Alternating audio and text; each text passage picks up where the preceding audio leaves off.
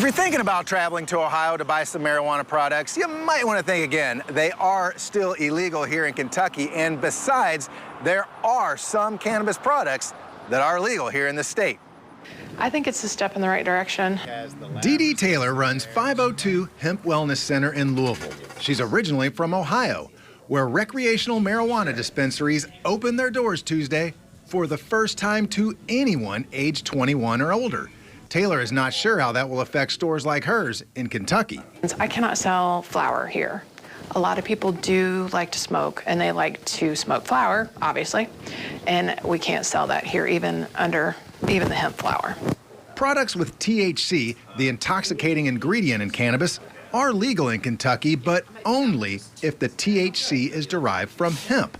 Hemp is a low THC variety of marijuana, but its psychoactive ingredient can be distilled into a potent concentrate.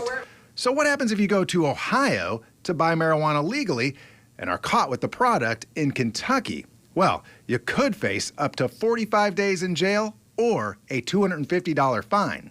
As Ohio gets wrecked, people are going to be like, okay, shorter trip. You don't have to go to Michigan, don't have to go to Illinois. And it could put a lot of people at risk. Cannabis activists are also warning consumers about fraudulent medical marijuana cards being sold online.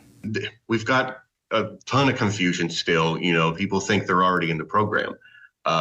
They not realizing that come January, they're going to have to actually apply and pay money to get into the program.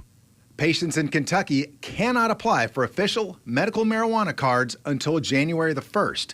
For now, Governor Andy Beshear's temporary executive order will pardon anyone charged with marijuana possession if they have certification from a doctor and a receipt from a dispensary in a state where marijuana is legal. But that's retroactive and may not prevent an arrest.